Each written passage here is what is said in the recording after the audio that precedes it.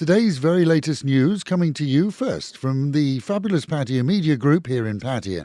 And if you could like and subscribe, that would be amazing. Thank you. The Phuket Provincial Court yesterday sentenced 5 Russians to 2 years jail each after admitting to kidnapping a Russian couple and extorting $1 million worth of crypto from them before setting them free. With the original sentence for 4 years cut in half as is standard here, as they pled guilty, they'd abducted the couple in January this year and fled after seeing the currency transferred. 2 were nabbed at the airport, 2 in a local hotel room, and the ringleader caught with his pants down, literally, as he was arrested in a local massage shop. With another 3,500 tons of cadmium waste discovered at various other storage facilities used by an errant Samutsakorn company, the Central Investigation Bureau has, we're told, arrested at least one Thai, a business operator, and is actively seeking others. The toxic waste has been found not only there but also in the capital and our own province of Chonburi, and was a local news item which we cover later causing a scare near Pattaya. It's been claimed that the money behind the operation was Chinese supplied. Decisions on whether or not to indict former Prime Minister Thaksin, now apparently recovered from his medical condition on charges of lese majeste, has been deferred by the Attorney General until the end of May.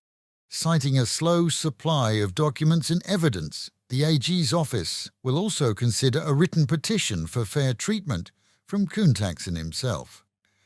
Thai authorities are working on a refugee emergency plan in advance of what could become a mass exodus of Burmese from war-torn Myanmar very soon.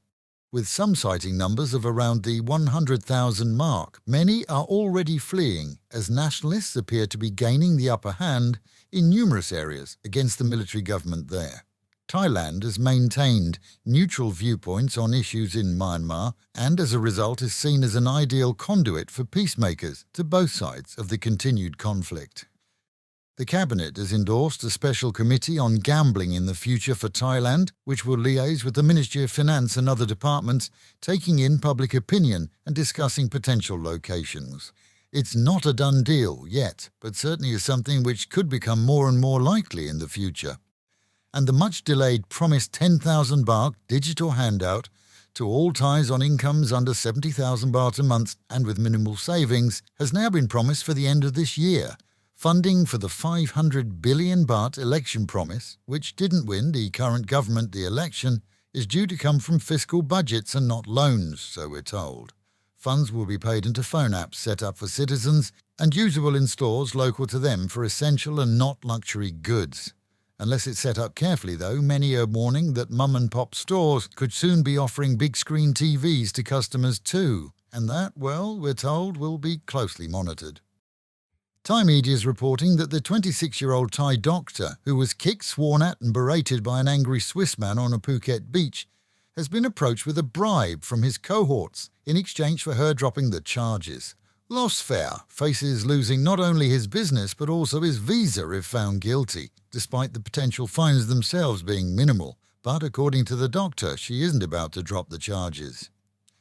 Meanwhile at home, a non-Pru has seen the discovery of hundreds of sacks of unknown content dumped near a pond that's used by many as a water source.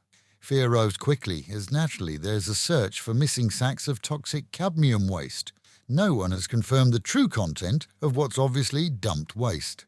With a local ex-politician demanding a speedy response from authorities and the dumping ground close to Maprachan Lake, it's essential that the contents are analysed, as otherwise there's a good possibility that leaching sack contents could reach the water table. Bus stations around the city are bustling with Thais going home early for Songkran. Reports indicate that many rides are sold out and extra buses are being laid on.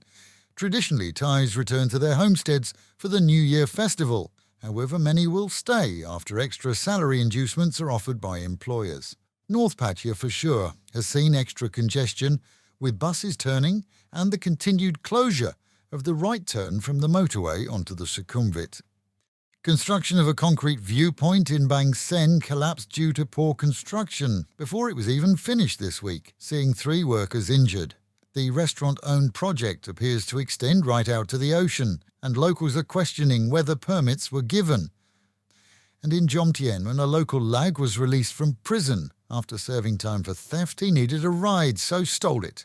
Caught quickly, the 30-year-old had only been on this side of the wall for a few hours before stealing a motorbike, and according to local police, will be back with his erstwhile roommates quickly. The bike owner who'd reported the theft was amazed at the speed of recovery, as was probably the thief. And with the Met Office promising highs today of 33, dropping down to 29, but the real feel of 40. Chances of a thunderstorm at any time, but otherwise it's pretty much same with sun and humidity. Local and national news today from Fabulous 103 FM and Fabulous Pattaya Media Group. And to get a notification every time we release another bulletin or program, like and subscribe to our channel, Fabulous Pattaya Media Group, by using the link below.